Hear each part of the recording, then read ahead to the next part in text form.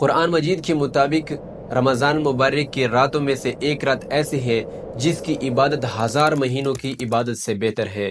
البتہ اس میں انسان کو تعلیم دی گئی ہے کہ یہ 6 اعمال جو ہیں سب سے زیادہ ضروری ہیں، اور یہ 6 اعمال جو انسان اس رات میں، اس دن میں سر انجام دے گا وہ اس رات کو پا سکتا ہے۔ ان میں سب سے پہلے نمبر پر ہے روزہ رکھنا اور قرآن مجید کی تلاوت کرنا، شب قدر کی راتوں میں شب بیداری کرنا۔ شب قدر کی راتیں جو ہیں تاک راتیں جو ہیں 21، 23، 25، 27 اور 29 رمضان۔ اور اس کے علاوہ ہے کہ دعا اور استغفار کرنا۔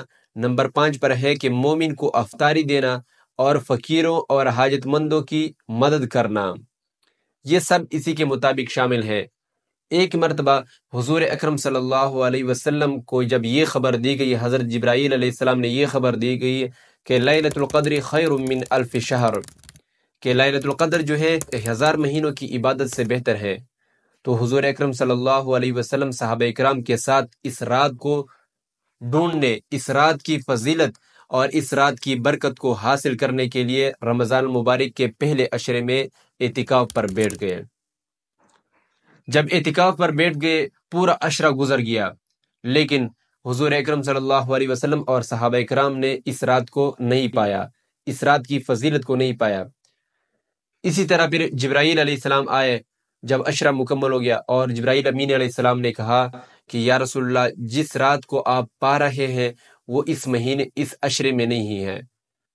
اسی غرض سے حضور اکرم صلی اللہ علیہ وسلم نے اپنے صحابہ اکرام سے عرض کیا کہ اے میرے ساتھیوں، اگر آپ میں ہمت ہے تو دوسرے عشرے میں بیٹھتے ہیں، شاید اسی دوسرے عشرے میں ہم اعتکاف جو لیلۃ القدر کی رات ہے اس کو پا لیں۔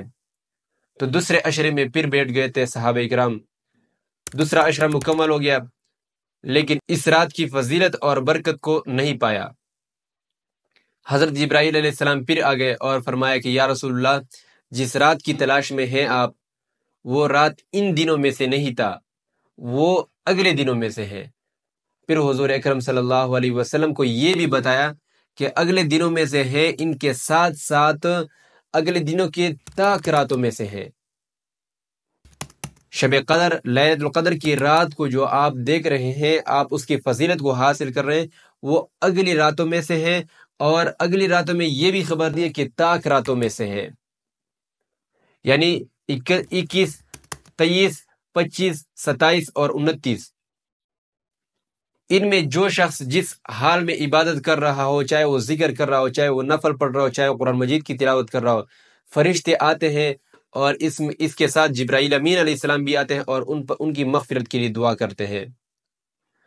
اس عشرے میں تمام سب مسلمانوں کی مغفرت کی جاتی ہے، البتہ چند ایسے لوگ ہیں کہ ان کی مغفرت نہیں کی جاتی ہے۔ ان میں سے یہ ہے کہ جو شخص دل میں بغض رکھتا ہے، اس شخص کی مغفرت نہیں کی جاتی ہے۔ اور دوسرے نمبر پر ہے ماں باپ کا نافرمان۔ ماں باپ کے نافرمان کی مغفرت اور بخشش نہیں ہو جاتی ہے، باقی سب کی بخشش ہو جاتی ہے۔